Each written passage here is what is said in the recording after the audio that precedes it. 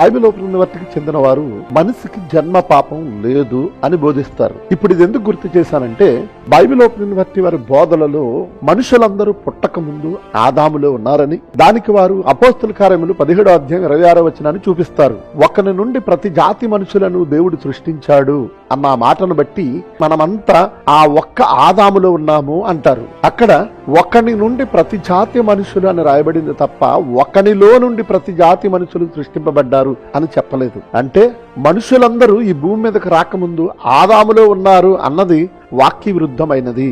మనుషులందరి ఆత్మలు ఆదాములోనే ఉన్నాయని చెబుతూ ఉంటారు. మనందరము ఎక్కడి నుంచి వచ్చాము? అపోస్తుల కార్యాలు 17వ అధ్యాయం 26వ వచనం బట్టి ఆదాములో మనం అంతా ఉన్నామా? ఉన్నవారమే వచ్చాం, లేకుండా ఎలా వస్తాం? ఉంటేనే కదా వచ్చేది. అంటే మనమందరం కూడా ఆదాము గర్భములో నుంచి వచ్చిన వాళ్ళం కనుక ఎవ్రీ మ్యాన్, హ్యూమన్ బీయింగ్, ప్రతి మనిషి, అది యోబు కావచ్చు, దావీదు కావచ్చు, మీరు కావచ్చు, నేను కావచ్చు, అందరము ఒకరి నుండి వచ్చామని బైబిల్ చెప్పింది. మరి మనం అందరం కూడా ఆదాములో ఉన్నామా లేదా? ఉన్నాము అని ఒప్పుకోవాలి, ఖచ్చితం అది. ప్రేమన దేవుని వారలారా, మన ప్రభు అయిన యేసుక్రీస్తు నామమున మీ అందరికీ శుభాభివందనాలు తెలియజేసుకొనుచున్నాను. ప్రియులారా, ఈరోజు ఒక ప్రాముఖ్యమైనటువంటి విషయం, అపోస్తుల కార్యములు 17వ అధ్యాయం 26వ వచనం మీద వికేఆర్ గారు మాట్లాడినటువంటి ఒక సందర్భం గురించి ప్రియులారా నేను మీతో మాట్లాడదలుచుకున్నాను. ప్రియులారా, ప్రత్యేకంగా ఈ వికేఆర్ గారు బైబుల్ ఓపెన్ యూనివర్సిటీ అటువంటి వారు చెప్పినటువంటి బోధలే వారికి వ్యతిరేకంగా అవుతున్నాయని, వారికి ఎరగకుండా ఉంటున్నారని అంటున్నాడు. వికేఆర్ గారికి బైబిల్ జ్ఞానం అన్నది బొత్తిగా లేదని, ఆయన చేయించినటువంటి ప్రతి ఒక్క పనిలో కూడా బైబిల్కు భిన్నంగా చెబుతూ ఉంటున్నాడని, ఏమంటే మేము వికేఆర్ గురించి వీడియో తయారు చేయాలని ఆలోచన భావన నాకు లేదు, కానీ ప్రసన్నన్న గారి యొక్క వీడియోను కట్ చేసుకొని ఆయన తన ఛానల్లో పెట్టుకొని వారు చెప్పినటువంటి వాక్యాలు వారికి విరుద్ధంగా ఉంటున్నాయని చెబుతూ ఉంటున్నాడు. కనుకనే ప్రేమపూర్వకంగా ఇతనికి హెచ్చరిక చేయవలసినటువంటి వారమై ఉంటున్నాం. బైబిల్ ఓపెన్ యూనివర్సిటీ చెప్పినటువంటి మాటలు బైబిల్లో వ్రాయబడినటువంటి లేఖన సారంగానే ఉంటాయి తప్ప లేఖనానికి భిన్నంగా ఉండవు. ప్రియులారా, లేఖనాలనే ఉంటాయి కానీ లేఖనానికి భిన్నంగా ఉండవు. కానీ ఈనాడు చాలామంది వికేఆర్ గారిని ఫాలో అవుతున్నటువంటి వారు ఇది కరెక్ట్ అనుకుంటారు కదా, అది కరెక్ట్ కాదు అని, తప్పు అని చెప్పటానికే ఈ వీడియో చేయటం జరుగుతుంది. మరి ముఖ్యంగా నేను చెప్పదలుచుకున్నటువంటి విషయం ఏంటిదంటే, బైబిల్ ఓపెన్ యూనివర్సిటీ వారు జన్మ పాపము లేదని వారు అంటారు.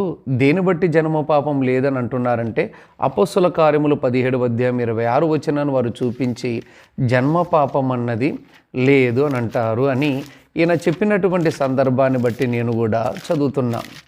ఏమండి, అపోస్తుల కార్యములు 17వ అధ్యాయము 26వ వచనం, మరియు యావత్ భూమి మీద కాపురం ఉండుటకు ఆయన ఒకరి నుండి ప్రతి జాతి మనుషులను సృజించి, వారు ఒకవేళ దేవుని తడువులాడి కనుగొందురేమని తన్ను వెదుకు నిమిత్తము నిర్ణయ కాలమును వారి నివాస స్థలము యొక్క పొలిమేరలను ఏర్పరచెను. మరి యావత్ భూమి మీద కాపురము ఉండుటకు ఆయన ఒకరి నుండి ప్రతి జాతి మనుషులను సృష్టించి అని వ్రాయబడింది. అంటే ఒకరి నుంచి ఆయా జాతి మనుషులు వచ్చి ఉంటున్నారని బైబిల్ చెప్పబడినటువంటి మాట ఇది. కానీ బైబిల్లో చెప్పబడినటువంటి మాటకు భిన్నమైన రీతిలో చెబుతున్నటువంటి వారే వికేఆర్ గారు. ఏమంటే ఈయనను మేము వాక్యపరకంగా ఖండించక, గద్దించక, ప్రేమపూర్వకంగానే హెచ్చరిక చేసి చెబుతున్నాం. బైబిల్ ఓపెన్ యూనివర్సిటీ చెప్పబడిన పాఠాలు జన్మ పాపం అన్నది అది లేఖన సారంగానే ఎత్తి చూపించడం జరుగుతుంది. మీరు అన్నది ఏంటిదంటే, వికేఆర్ గారు ఒక నుండి ప్రతి జాతి మనుషుల నుండి వచ్చారని రాయబడి ఉన్నది అంటున్నారు కదా. ప్రతి జాతి మనుషులు, ఒకనిలో నుండి ప్రతి జాతి మనుషులు సృజింపబడలేదు అని వ్రాయబడలేదు అని అంటున్నారు మీరు. ఇక్కడ చూడండి, ఒకని నుండి అన్న, ఒకనిలో నుండి అన్న ఒకే భావనకు సంబంధించినటువంటి మాట. ఏమండి మీకు తెలుగు గ్రామర్ కానీ తెలుగుకు సంబంధించినటువంటి పదాలు కానీ మీకు వచ్చా రాదా నాకేం అర్థం కావటం లేదు, మీకు డౌట్గా ఉందా, లేకపోతే నువ్వేమైనా యూనివర్సిటీ మీద కక్ష గట్టి ఉంటున్నావా, నీకు ఇంకేం పనిబాటు లేదయ్యా వికేఆర్ గారు 24 గంటలు బైబిల్ ఓపెన్ యూనివర్సిటీ చెప్పినటువంటి మాటలు తప్పు తప్పు తప్పు అని 24 గంటలు యూనివర్సిటీ జపం చేస్తున్నావు ఏందయ్యా బాబు, ఇంకా నీకు ఏం పాఠాలు లేవా, ఏ వాక్యాలు లేవా చెప్పుకునటానికి? అంటే ఏమన్నా బైబిల్ ఓపెన్ చేసి చెప్పినటువంటి పాఠాలని తప్పుగా చిత్రీకరించేసి నువ్వేదో లాభాలు సంపాదించాలని ఆలోచన భావాలలో అనుకుంటున్నావా? అంటే యూట్యూబ్ బెగ్గరగా మారుతున్నావా నీవు? యూట్యూబ్ బెగ్గరగా మారితే ఏం ప్రయోజనం అయ్యా దానివలన? పరలోకాన్ని కోల్పోతున్నాం. భూమి మీద ధనం అనేది కొంతకాలమే ఉంటుంది, అది ఏదో ఒక దినం వదిలిపెట్టి వెళ్ళిపోవాల్సిందే. శాశ్వతమైన ధనం పరలోకంలో ఉంది. పరలోక ధనానికి మీరు అరువులు కావాలంటే సత్యమనబడుతున్న దానిని సరైనటువంటి మాటల ప్రకారంగా చెప్పి అనేకులను మంచి మార్గంలో తిప్పగలటానికి ప్రయాసపడాలి. కానీ భిన్నమైనటువంటి మాటలు మీరు బోధన చేసి తప్పుగా వాక్యాన్ని చిత్రీకరించి తప్పుగా కల్పించేసి మీకు మీరు చెబుతున్నారే, ఇది లేఖన సారమ చెప్పండి వికేఆర్ గారు. గనక నేను ఇక్కడ ఏంటంటే ఈయన ఏమని వక్రీకరిస్తున్నారంటే వాక్యాన్ని, ప్రతి జాతి మనుషుల నుండి సృజింపబడి అని ఉన్నది కదా, ఇక్కడ ప్రతి జాతి అంటే ఒకని నుండి ప్రతి జాతి మనుషుల నుండి కానీ ఒకనిలో నుండి ప్రతి జాతి మనుషులు సృజింపబడలేదని అంటున్నాం. ఒకని నుండి అన్న ఒకనిలో నుండి అన్న ఒకే బావకు సంబంధించినటువంటి సెంటెన్స్ అది. ఒకని నుండి అన్న ఒకనిలో నుండి అన్న ఒకని నుండి అంటే అర్థం ఏంటండి, నాలో నుండి నా పిల్లలు వచ్చిండ్రు, నేను నా తండ్రిలో నుంచి వచ్చిన, నా తండ్రి ఆయనలో నుంచి వచ్చిండ్రు, ఆయనలో నుంచి అన్నా ఆయన నుండి అయినా ఆయన ఎన్ని పర్యాయ పదాలు. నీకు ఇంకా తెలుగు గ్రామర్ రాలేకపోతుందంటే నాకు అర్థం కావటం లేదు. ఇంకా నువ్వు ఎల్కేజీ స్టూడెంట్వే తప్ప బైబిల్ పట్ల సరైన అవగాహన లేనటువంటి వాడుగా ఉండవు. ప్రత్యేకంగా వీడియో తయారు చేయడానికి ముఖ్య కారణం ఏమండి, ఇదిగో ప్రసన్నబాబు గారు యొక్క వీడియోని క్లిప్పింగ్ కట్ చేసుకొని చెబుతున్నాడు గనకనే ప్రత్యేకంగా చెప్పవలసి వస్తుంది. ఇతను వ్యక్తిగతంగా చెప్పుకున్నాడు అనుకోండి, మేము పట్టించుకున్న వారము కాదు. కానీ ప్రసన్నబాబు గారి గురించి నువ్వు ఎన్నిసార్లు వీడియోలు పెడతా ఉంటుంటావు, నువ్వు ఎన్నిసార్లు అప్లోడ్ చేస్తూ ఉంటుంటావు, నీకు కౌంటర్గా నేను ఇస్తూనే ఉంటా, దీనికి ఖచ్చితంగా చెప్తూనే ఉంటాం. అపొస్తలుల కార్యం 17 మీరు 6వ వచనంలో చెప్పబడిన మాట, ఒకని నుండి ప్రతి జాతి మనుషులన్నా ఒకనిలో నుండి ప్రతి జాతి మనుషులన్నా ఒకే బావకు సంబంధించింది. ఒకని నుండి అన్న ఒకనిలో నుండి అన్న ఒకే బావకు సంబంధించినటువంటి సందర్భం. మరొక మాట మీరు అన్నారు ఏంటిదంటే, మనుషులందరూ ఆదాములో ఉన్నది అన్న మాట వాక్య విరుద్ధమా? అయితే మనుషులందరూ ఎక్కడి నుంచి వచ్చారు మరి? వీళ్ళంతా కోతుల నుంచి వచ్చిండ్రా? చార్లెస్ డార్విన్ అనబడుతున్నటువంటి శాస్త్రవేత్త మనుషుల నుంచి రాలేదు, మనిషి కోతుల నుంచి వచ్చాడని చెప్పాడు. కనుకనే నీవు కూడా అదే మాట అంటున్నావు ఏంటంటే, మనుషుల నుంచి కాదు వచ్చింది, కోతుల నుంచి వచ్చారని సిద్ధాంతం తీసుకురావాలనుకుంటున్నావా వికేఆర్ గారు?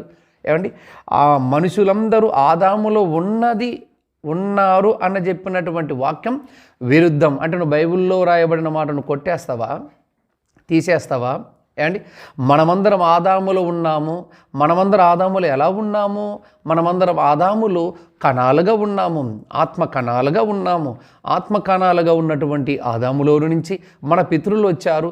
మన పితరులు అనబడుతున్నటువంటి గర్భవాసంలో నుంచి నా తండ్రి వచ్చాడు, నా తండ్రి గర్భవాసంలో నుంచి నేను వచ్చాను. ఇప్పుడు మనందరికీ పూర్వీకుడు ఎవరు? ఆదాము కదా.